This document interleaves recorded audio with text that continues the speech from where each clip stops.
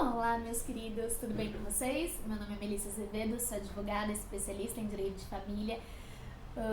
Esse é um vídeo que faz parte do meu canal de mentoria para jovens advogados, principalmente com ênfase no direito de família. E o tema de hoje, que eu já tinha falado até num outro vídeo, é máquina do mal. A estratégia dos advogados que deu certo e como não cair. A ideia não é me alongar esse vídeo, é fazer um vídeo bem curtinho. São poucas estratégias que eu trouxe aqui, porque existem muitas estratégias. Mas enfim, eu acho que a primeira estratégia que eu vou falar pra vocês é sobre os sistemas. Sistemas e prazos, né? Antigamente, quando tinha o processo físico, era muito mais fácil, sabe, controlar esse prazo. Saber quando ia acabar o prazo. Por quê? Porque saía ali a folhinha com a data do prazo para um advogado e da data do prazo para outro advogado. Ficava lá nos caninhos da relação, chegava no cartório, pedia o processo, olhava, meu prazo acaba tal dia. Gente, tu recebeu pelo publicações online ou por outro farejador, sabendo que foi publicado algo no seu nome. Você já tem até mais ou menos uma ideia, mas você vai lá no fórum, pega o processo, olha e tal. Perfeito. Porque o cartório ali também vai saber, acaba tal dia o prazo.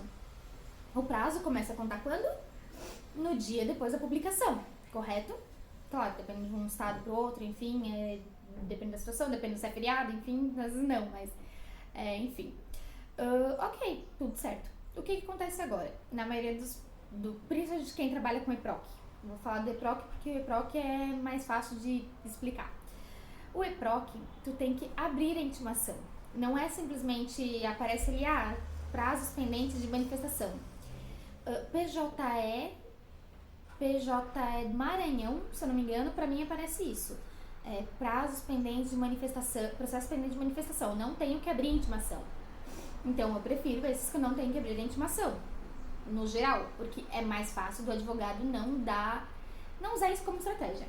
E no EPROC, tu tem que abrir o prazo. Quando tu vai abrir o prazo, nunca. Então, né, se tu tem o prazo ou a oportunidade do prazo contar a partir do momento da abertura, tu nunca vai abrir o prazo.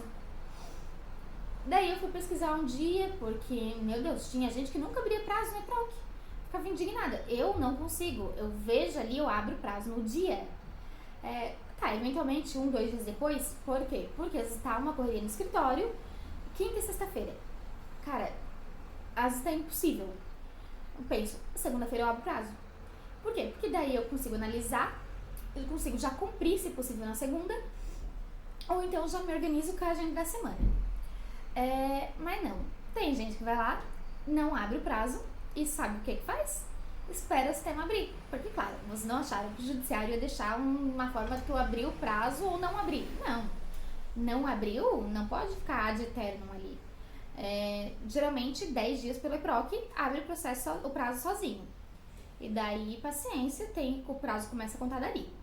Então, a estratégia que muitos advogados vêm utilizando em processos, por exemplo, de cobrança de pensão alimentícia, cobrança de qualquer coisa, sempre espera quando é pelo devedor, né? Sempre espera dar o prazo do EPROC, daí abre o prazo.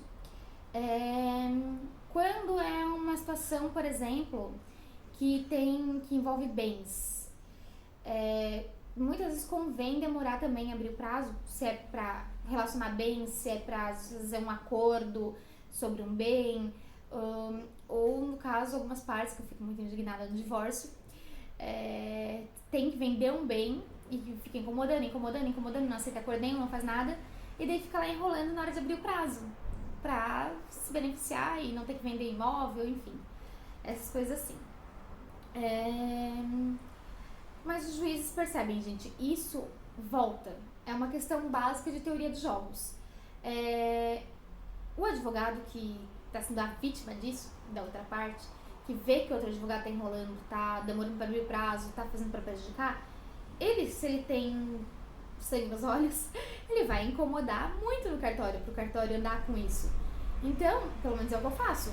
Abriu o prazo, terminou ali. Eu tenho advogado, e seria uma segunda dica, que principalmente no processo de família, nem principalmente no processo de família, é complicada essa questão de revelia, né? Porque são direitos personalíssimos, em sua maioria, e geralmente envolvendo criança. Então, o que eles fazem? Eles nem se manifestam. Eles abrem prazo, terminam o período do prazo e não se manifestam. Por que não se manifesta, Melissa? Porque eles sabem que o juiz não vai fazer porcaria nenhuma sem uma manifestação da parte. E daí o que acontece? Tem advogado que ele tá cansado, tá meio que nem aí, assim. O que ele faz? Ok, vou pegar, vou ligar no cartório. E é o que eu faço. Eu ligo no cartório, eu incomodo. Isso pode ser ruim pra mim, porque eles vão ficar meio indignados comigo. Mas eles também vão ficar indignados com outro advogado, porque eles estão vendo o que tá acontecendo. Então isso é uma artimanha que pode dar certo? Pode, mas também pode dar errado. Tem que pensar nisso, tá? Falei do EPROC, falei de deixar transcorrer o prazo sem manifestação. Meu Deus, gente, quanta falha tem minha memória hoje. Deixa eu ver meu roteiro aqui. Do Máquina do Mal. Ah, tá. Eu já falei pra vocês num outro vídeo do boletim de ocorrência. Fazer o boletim de ocorrência sem ter a causa, sem ter tido a causa, né, pra fazer. Então, mentir ou aumentar as circunstâncias do que aconteceu só pra usar aquilo no processo ou pra denegrir a imagem da pessoa ou pra evitar conversar com a pessoa. Então, boletim de ocorrência falsa. Outra situação que dá muito, atestado falso. O atestado, o que eu digo pra vocês? O atestado ele pode dar muito bom ou muito ruim. Principalmente em processo de devedor, que tem audiência ainda, enfim, que o processo tá andando. E daí junta ali, até na justiça trabalhista também, muitas vezes isso. Junto o atestado, vai ter audiência. Ok, agora eu vou juntar o atestado porque eu não quero ir na audiência, não quero conversar, quanto mais postergar isso pra mim, melhor. Então eu junto o atestado falso. O que eu faço quando eu pego o atestado e eu desconfio que é falso? Eu ligo no hospital, eles nunca dão informação precisamente, assim, mas eu ligo no hospital pedindo. Existe a possibilidade também de mandar um ofício pro hospital, né? O advogado manda um ofício pro hospital pedindo informações quanto àquele atestado. Esse procedimento geralmente no hospital corre num determinado sigilo, até porque se for um atestado falso, também para eles convém não alardear, né? Mas muitas vezes vai voltar, mesmo que seja falso, vai voltar a resposta que é positivo. Por quê? Porque o hospital também não quer se comprometer. Mas nisso, ainda mais quando começa a estar um tempo atrás disso, e eu já fiz muita investigação de atestado falso, a gente começa a entender o que eles querem dizer com as palavras. E vão dando dicas de como a gente comprovar sem ter esse respaldo do hospital ou da clínica, enfim. Então também eu não acredito que compense boletim de ocorrência para atrasar o processo. Boletim de ocorrência não, desculpa. Atestado para atrasar o processo, tá? Pelo menos não sem correr riscos, né? Mas é aquela coisa, né? Tem advogado que só faz o dele. Eu faço o meu muito bem feito. E eu acho importante você fazer também. Isso faz diferença nos processos. Ok. Um outro tipo de artimanha, mas não posso nem dizer que seja mal, assim, o advogado. Tem juiz que ele tá, assim, já muito indignado, muito saturado, muito triste. E ele não quer ver um processo de 800 páginas, 1000 páginas, e processo de família é fácil chegar nisso. Então, o advogado, ele faz petições resumindo, mas pra resumir, assim, só colocar a parte boa. Porque essas petições de resumo, no processo físico, eles colocavam uma folha diferenciada. Então, tipo, tinha advogado que juntava a petição em amarelo. Hoje a maioria, aqui tá essa é a minha folha do escritório, que tá com umas anotações, mas é a folha da minha petição. Meu logo e tal, meu logo aqui, branco. Eu não costumo usar essa artimanha, pelo menos não precisei usar até hoje, mas enfim. Tem advogado que muda as cores da folha, as cores tudo, assim como mudava no processo físico, para outras cores. Para quê? Para chamar atenção. Questão de visão.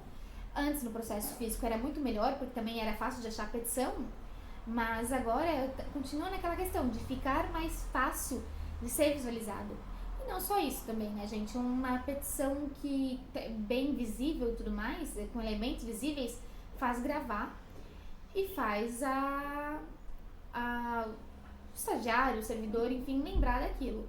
Um dia no futuro, esse servidor, esse estagiário pode precisar de um cliente, pode precisar de um advogado, e lembrar disso. Mas essa é uma artimanha que ainda tem como usar no processo físico, e eu acho interessante, assim, às vezes não custa, sabe, pra decorarem bem, pra focarem naquilo que tu tá falando. Mas do resumo que eu falei é fazer o resumo o mais próximo do que você quer mostrar pro juiz. Ou fazer petições tão concisas que, tipo, não mostra a parte ruim pro juiz. Enfim. E essa da folha, né? Nossa, tem tantas mais. Mas uma última. Data do divórcio. Eu já falei pra vocês num outro vídeo que ter o registro de data do divórcio é importante. A data da separação de fato é importante pra não haver confusão patrimonial e para o juiz não ter que ele fixar baseado na informação das vítimas das partes. Então, um fato foi no dia 10, outro fato foi no dia 30. Daí o juiz colocar no dia 15. E o que acontecer nesse período ficar ruim para uma das partes. Nesse caso, tem advogado que ele já vai da parte também, né? Eu sempre indico que a parte tem que ir, antes de avisar o outro que vai separar, no advogado. Mas não pra sair na frente com o processo de divórcio, mas pra saber seus direitos e seus deveres, não cair em provocação e não fazer provocação, pra não aumentar o litígio. Porque se a pessoa vem aqui no escritório e fala, eu quero isso, fala, olha, por lei isso não é possível, blá blá blá blá blá blá blá, ele não vai chegar, tipo, o cara não vai chegar pra mulher assim, depois de passar por mim e falar assim, eu vou tirar os filhos de ti. Não vai. E isso vai aumentar o litígio, a gente não quer que aumente o litígio. E o meu cliente não vai sair falando isso daqui. Tá, mas se não foi esse o caso, a mulher vem com uma fé pra proteger bens, pra fazer uma blindagem patrimonial antes do divórcio, né? Antes de falar pro outro que vai se divorciar. Existe. Nesse caso, tem a questão da data, fixar bem a data do divórcio, né? Ter os registros da data, mas, sobretudo, ter documentos, muitos documentos, mostrando que é do casal, que não é do casal, e deixar o outro sem documento, né? Então, sim, sumir com alguns documentos. Acontece isso muito em processo de família. Já era propriedade com um contrato de gaveta, sumiu. Daí tu vai lá atrás da pessoa que vendeu pra uma declaração, a pessoa já disse que não vendeu pra ti, que vendeu pra outra pessoa, porque tem de conchavo com o outro lado, e por aí vai.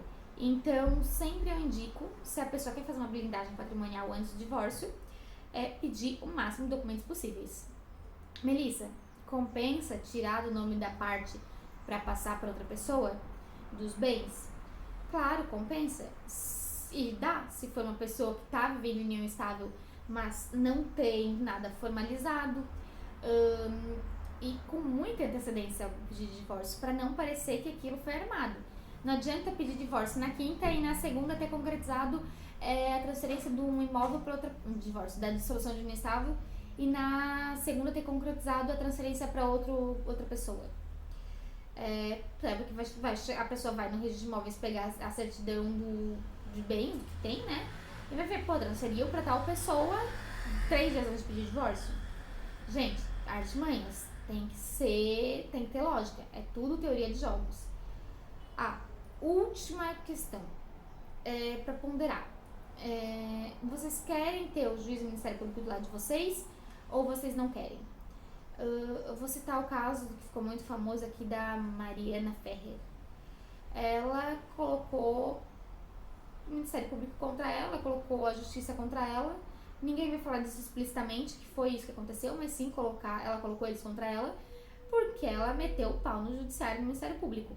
Gente, teoria de jogos, tu não vai ficar enchendo o saco de quem vai julgar o teu processo. Tu não vai falar mal do juiz. Corregedoria, em último caso. Isso, Melissa, a gente tem a corregedoria para resolver essas questões e tudo mais.